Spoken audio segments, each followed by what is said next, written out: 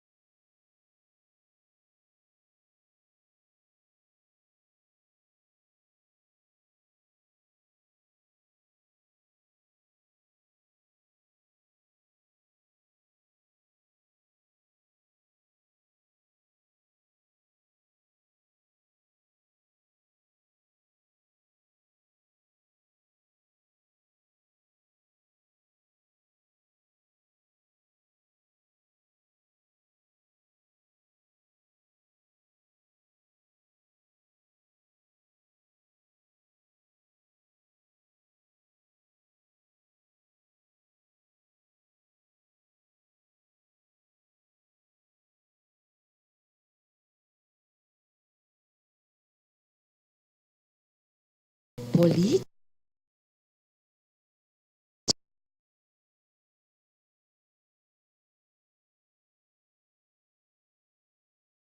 instrumento, e eu vou defender essa tese até os meus últimos dias, que caiam todos os meus lindos cabelos da cabeça, né? Direito não é fim, direito é meio, e a ONU decide o quê? Politicamente, e instrumentaliza o direito para atender a estes fins. Portanto, todos os tratados que existiram e existem, que tratam desta questão, refletem interesses políticos daquele momento. E como todo interesse político, quem dá mais, leva. Falei besteira, gente? Será que a professora está um pouquinho assim, convalescente, e está falando coisas que não têm correlação? Me parece que não. E sob esse ponto de vista, muito sabiamente, as terminologias utilizadas nos tratados internacionais da ONU são todas abertas. Em que sentido? No conteúdo hermenêutico destes tratados, quando deixa a critério do Conselho de Segurança da ONU a interpretação de quando agir e como agir. Quando se considera um caso de ameaça à paz e segurança internacionais. Quando a ONU assim entender. Na pessoa da ONU, o Conselho de Segurança. Na pessoa do Conselho de Segurança, 5. 5 por quê? 5, professora, porque 5 vão decidir questões de mérito e vão decidir em bloco, e são os 5 que ganharam as guerras. E vão decidir por outros 195.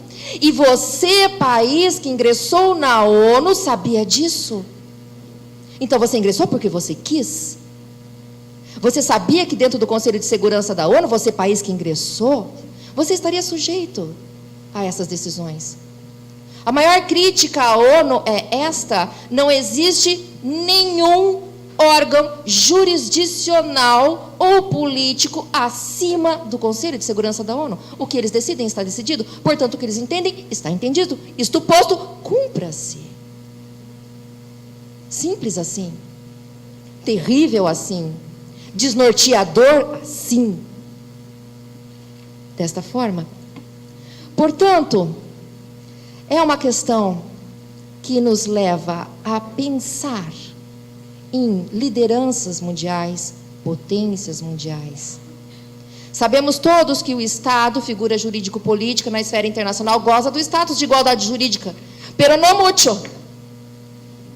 Ou seja, mas não muito. Será que nós podemos visualizar que todos os Estados têm o mesmo papel na sociedade internacional?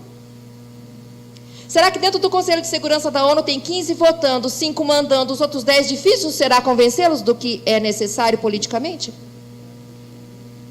Será difícil passar na Assembleia Geral da ONU com maioria absoluta de 2/3 dos membros presentes e votantes, uma vez que estes 5 que lá se encontram e que são os membros permanentes, a saber, Estados Unidos, maior poderio econômico e bélico; Rússia, maior poderio bélico junto com os Estados Unidos; China só tem 1/4 de gente morando lá, segunda economia do mundo; libra esterlina, Grã-Bretanha, tradição, maior moeda e mais valorizada do... Gente, briga com eles. Quem vai brigar? Exatamente, enquanto aliados de Israel. Dá carinha para bater bem. Será que você vai apanhar? Preciso de uma bolinha de cristal para saber. Mas é porque eu estou com os meus superpoderes hoje um pouco enfraquecidos. Então, a questão de soberania no plano internacional diz respeito ao seguinte ponto. Explico. Um Estado precisa, para assim ser considerado de soberania, e soberania no plano internacional é o mesmo que dizer, aqui dentro, internamente, eu decido o que é melhor para mim, e esta decisão tem reflexos no plano internacional. Isso é soberania no plano internacional. A partir do momento que uma nação, e não estou falando do Estado, uma nação não se sustenta, tampouco se sustentará o Estado, tampouco gozará de soberania. Desta feita, não se manterá. Por isso, Palestina não se mantém, porque não se sustenta.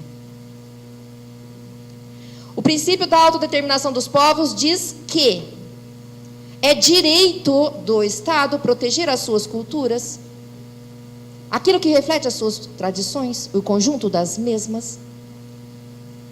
Então, como se pode negar, na fala da professora Milene, na última citação, o direito de uma nação que pretende ser um Estado de se proteger?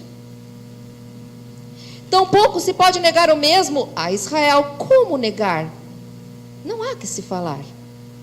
Ambos têm direito? Sim, professor, ambos têm direito. Como é que fica a questão, então? Fica politicamente resolvida. E toda a questão política nem sempre reflete o melhor interesse, ou o justo.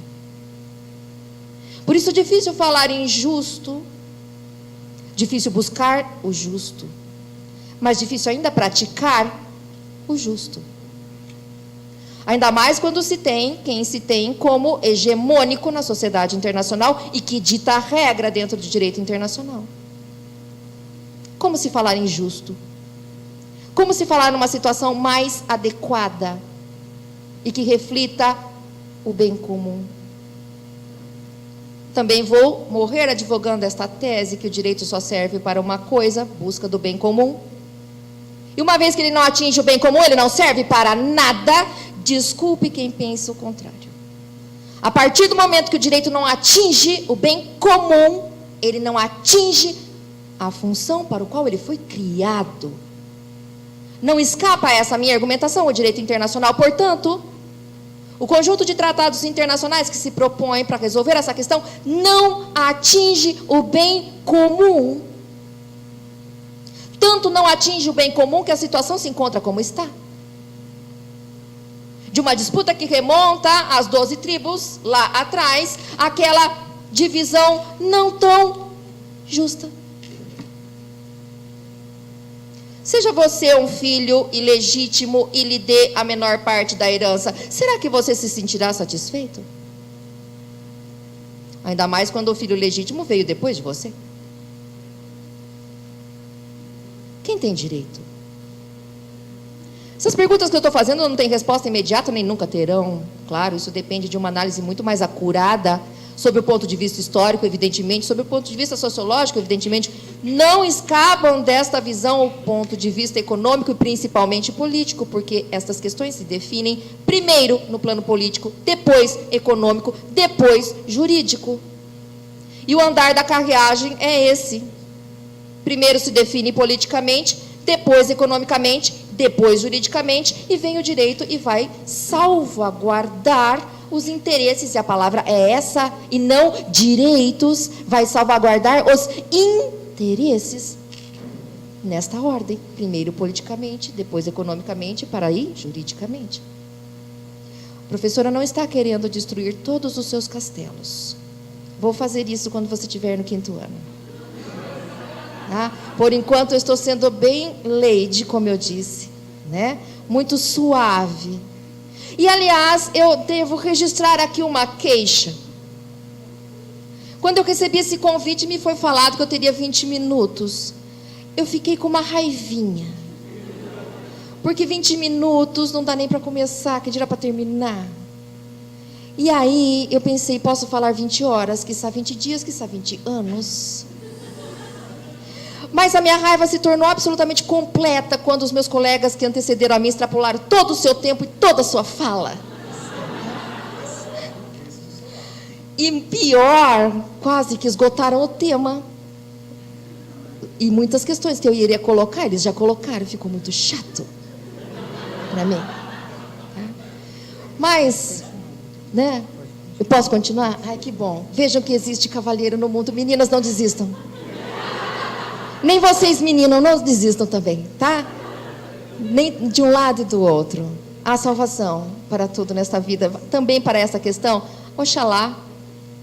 Oxalá quando a sociedade internacional perceber que o bem comum não significa apenas o tratamento de interesses que prevalecem, de países que prevalecem porque economicamente se sustentam, porque belicamente se sustentam. Então, esses interesses e esta ótica é o que precisa ser alterado. Porque esse interesse, essa ótica é o que predomina, e isso já vem de muito, muito tempo, que faz com que a ONU, como o professor Bob bem disse, eu não posso discordar dele nesse sentido, seja uma palhaçada nesse contexto. Não em outros, mas nesse contexto, sim. Porque ela vai agir conforme o que ela entender que se é ameaça à paz e segurança internacionais. Fora esse conflito, estamos presenciando outros conflitos, o que está acontecendo na Rússia hoje. Quando é que a ONU vai entender que aquilo ameaça a paz e segurança internacionais? O que falta para entender isso? Por que existe guerra civil na África, está todo mundo morrendo e ninguém faz nada na ONU? Ah, mas a gente manda os capacetes azuis lá, para jogar comida de helicóptero. Né? Desarmados, ajuda humanitária, que lindo. Triste, meu caro, você ainda não é meu aluno, você vai ver o que eu falar no direito internacional e ter que defendê-lo para você, não vai ser fácil, bem. Com muita fé e coragem vou fazê-lo, porque tem muita coisa que funciona, mas tem muita coisa que não funciona. Isto é um exemplo de que não funciona. Não funciona. Então, meus caros e minhas caras, foi muito boa essa mesa de reflexão, porque essa mesa de reflexão faz com que possamos tomar conhecimento de algumas questões que muitas vezes já estava um pouco adormecido na nossa mente. E principalmente, importante essa mesa de reflexão para que você possa observar que os lados 2 têm razão. Os lados 2 têm direitos hereditários. Não só um e nem só outro. Se Israel comprou, sim, comprou, mas pagou o preço que quis, professor Gobi, né? Mas, professora, mas pagou, assim como quem pode manda e quem tem juízo obedece. O que está longe de ser o justo. Tampouco, professora Milena, eu posso deixar de falar da Palestina, que recebeu e quando perde, empata. Perfeito? Né? Todavia, quer preservar a sua cultura e suas tradições e tem direitos hereditários ali, tanto quanto o povo judeu. É justo, exato, é justo. Estão brigando pelo mesmo pedaço? Sim, estão brigando pelo mesmo pedaço, que nem riquezas naturais têm. Então, por que será, se não por uma questão de honra? Será que a palavra não é essa? Muito menos uma questão de direito e muito mais uma questão de honra. De querer para si algo que se entende legítimo por uma questão de honra. Nós somos um país muito jovem, nós somos um país colonizado, nós temos N culturas. A nação, entre aspas, brasileira está em formação. Nós somos uma junção de uma identidade linguística que estamos construindo nossa cultura. Estamos a tratar de povos que já têm, e os sanguíneos nesse sentido. Nós estamos em construção. Nós não podemos mensurar esse sentimento. Visão ocidental não é capaz de mensurar esse sentimento. Tampouco será capaz de julgar. E a ONU foi feita pelos ocidentais, para os ocidentais, com cultura de ocidentais. A tentar dirimir algo que ocorre desde o Antigo Testamento em culturas orientais. Veja a impropriedade nesse sentido. Então, eu também sou provocativa, como vocês podem observar. Também não consigo ficar calada, como vocês podem observar. Mas uma lady, como disse o professor Gobi. O que muito me alegra, e reitero aqui, neste momento, os meus agradecimentos por fazer parte desta mesa de debates hoje. Acho que a iniciativa foi extremamente válida e vejo a lindeza que está esta segunda semana acadêmica, não só pelos temas tratados, mas pela lindeza dos alunos que eu estou vendo aqui. Muito obrigada a todos.